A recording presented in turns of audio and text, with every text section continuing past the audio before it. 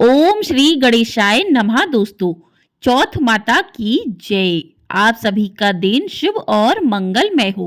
आप सभी को चैत्र मास के संकष्टी चतुर्थी की हार्दिक शुभकामनाएं। आप सभी पर चौथ माता और भगवान गणेश की कृपा सदैव बनी रहे। आज की वीडियो में आप सुनेंगे चौथ माता की कथा। तो प्रिय श्रोताओं, एक समय की बात है कि विष्णु भगवान का विवाह लक्ष्मी जी के साथ निश्चित हो गया। विवाह की तैयारियां होने लगी।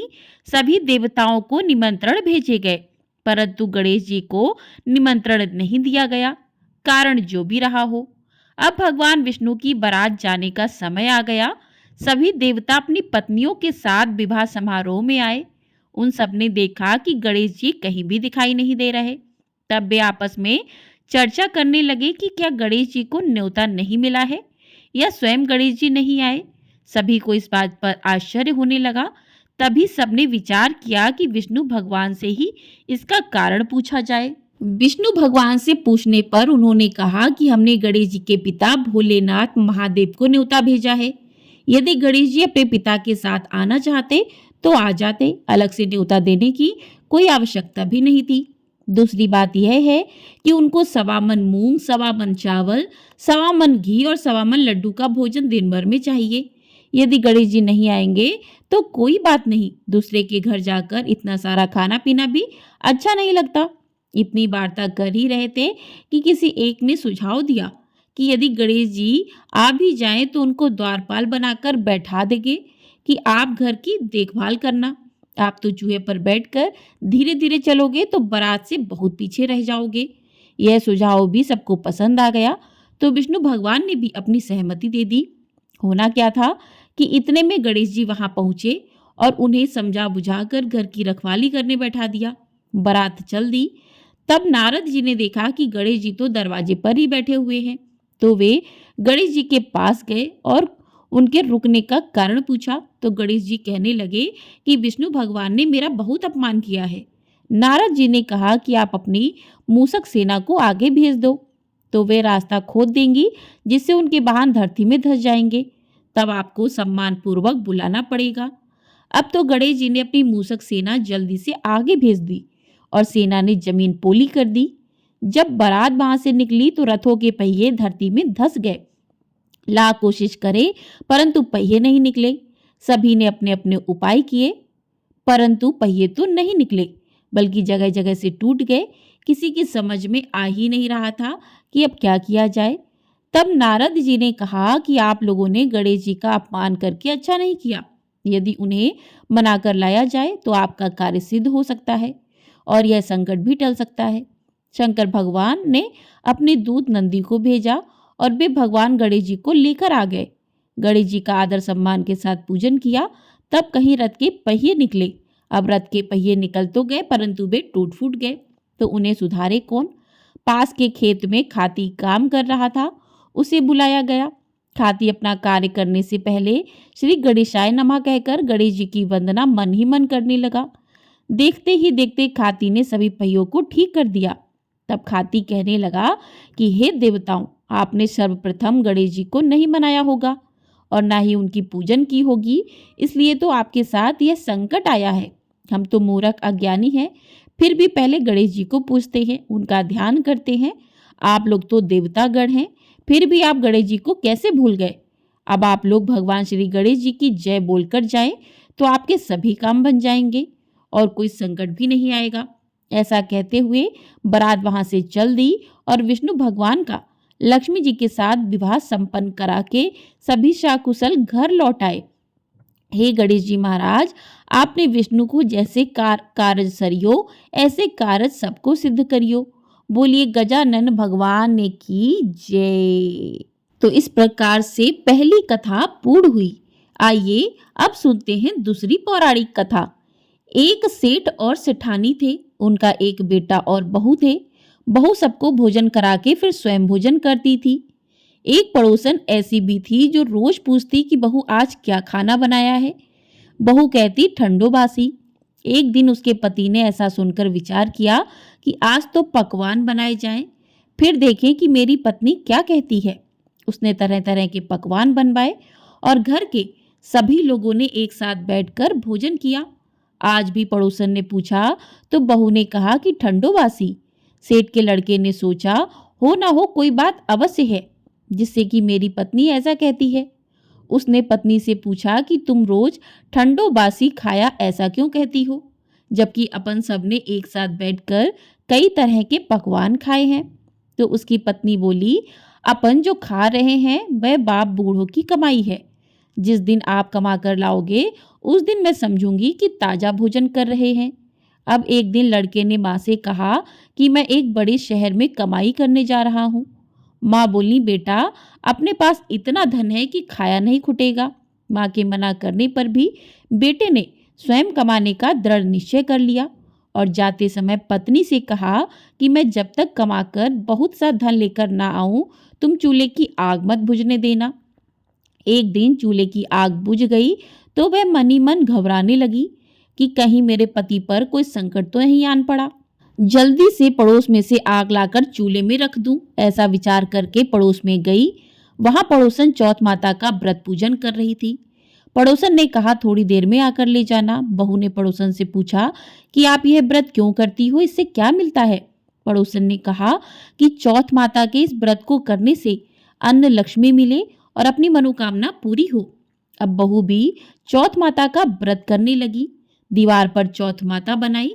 उस दिन घी गुड़ का चूरमा बनाकर रात्रि को चंद्रमा को अर्घ देकर भोजन करती। ऐसा करते करते बहुत दिन हो गए। चौथ माता ने उस बहू के पति को सपना दिया कि साहूकार का बेटा तू जागे कि सोवे, तेरी पत्नी बहुत याद कर रही है, घर जाकर उसकी चिंता मिटा। तू दुकान खोलकर कंकु केसर का पगलिया बना के बैठ जाना, आज तेरा हिसाब किताब चुकता हो जाएगा। अब तो चौथ माता ने जैसा कहा था वैसा ही हुआ। उसने घर जाने की तैयारी की और गाड़ी भर के धन दौलत लेकर चल दिया। रास्ते में एक बड़ा सा काला नाग फन फैलाए बैठ गया और कहने लगा, आज तो मैं तुझे डसूंगा छोड़ूंगा नहीं, आज तेरी आयु पूरी हो गई है। सेठ ने लड़के से कहा, आज चौथ माता ने मुझे सपना दिया तो मैं पत्नी से मिलने घर जा रहा हूँ। वहां मेरी पत्नी बहुत चिंता कर रही है, मैं उससे मिलकर जरूर आऊंगा, तब तुम मुझे डस लेना। नाग ने कहा कि तुम शपथ पूर्वक कहकर जाओ तो मैं तुम्हें जाने दूंगा, परंतु लौट कर नहीं आए तो तुम्हारे घर आकर मैं तुम्हें डस लूंगा। इस प्रकार सर्प को वचन देकर वह अपने घर पहुंचा। वहां सभी ने हंसी खुशी से मिला और भोजन करके उदास होकर बैठ गया। उसकी पत्नी ने उदास होने का कारण पूछा तो पति ने काले नाग वाली बात बताते हुए कहा कि यदि मैं उसके पास नहीं जाऊंगा तो वह घर आकर ही मुझे डस लेगा। पत्नी बहुत चतुर थी। उसने कहा कि आप घबराओ नहीं, लेट जाओ, मैं एक उपाय करती हूँ। पत्नी ने कमरे की 7 पेड़ी धोई। पहली पेड़ी पर रेत, दूसरी पर इत्र, तीसरी पर गुलाल फूल, चौथी पर कंकु केसर, 5वीं पर लड्डू पेड़ा, छठी पर गादी गलीचा और 7वीं पेड़ी पर दूध का कटोरा भरकर रख दिया। इस प्रकार वह 7 ही पेड़ी सजाकर बैठ गई। आधी रात होते ही नाग आकर पेड़ी चढ़ने लगा। पहली पेड़ी पर रेत में लौट गया और कहने लगा कि सेठ की बहू ने आराम तो बहुत दिया, पर बचनों से बंध कर आया हूं, सो डसूंगा अवश्य ही। इसी प्रकार 7 पेड़ियों पर नाग आराम करता हुआ और कहता हुआ कि डसूंगा जरूर कमरे में जाने ही वाला था कि चौथ माता ने विचार किया कि मैं इसे नहीं बचाऊंगी तो संसार में धर्म कर्म और व्रत पूजन को कौन मानेगा। अब तो गणेश जी, चंद्रमा जी और चौथ माता ने उसे बचाने का विचार किया। चंद्रमा जी ने उजाला किया, चौथ माता ढाल बनी और गणेश जी ने तलवार लेकर नाग को मार दिया और ढाल से ढक दिया। अब बहू भी थकी हारी सो गई। दिन उगा तो लोग बेटे से मिलने आए, परंतु बेटा बहू तो उठे ही नहीं थे। बहुत देर हो गई तो माँ उन्हें उठाने गई। माँ ने 7 पेड़ियों पर जो कुछ देखा तो बहुत घबराई और बेटा बहू को आवाज लगाई। बेटा बहू उठे तो देखा कि एक ढाल तलवार वहां पड़ी है। अब ढाल उठाई तो वही काला नाग मरा हुआ पड़ा है। बेटा बहू ने सोचा कि आज तो धर्म कर्म ही आड़े आए, जो भगवान गणेश जी और चौथ माता ने अपनी रक्षा की है। हे चौथ माता, अपने जैसे सेठ के बेटे बहू की रक्षा की, वैसे सबकी रक्षा करना। कथा सुनने वाले और सुनाने वाले सभी पर सहाय होना। प्रेम से बोलिए चौथ माता की जय। बोलिए भगवान गणेश की जय। तो इस प्रकार से चौथ माता की कथा सुनने के बाद चौथ माता की आरती करें। तो आइए आरती करते हैं। ओम जय श्री चौथ मैया, बोलो जय श्री चौथ मैया। सच्चे मन से सुमिरे सब दुख दूर भया। ओम जय श्री चौथ मैया। ऊंचे पर्वत मंदिर शोभा अति भारी, देखत रूप मनोहर असुरन भयखारी। ओम जय श्री चौथ मैया। महाशिंगार सुहावन ऊपर छत्र फिरे, सिंह की सवारी सोहे कर में खड्ग धरे। ओम जय श्री चौथ मैया। बाजत नौबत द्वारे अरु मृदंग डेरू, 64 जोगन नाचत नृत्य करे भैरू। ओम जय श्री चौथ मैया। बड़े बड़े बलशाली तेरा ध्यान धरे, ऋषि मुनि नर देवा चरणों आन पड़े। ओम जय श्री चौथ मैया।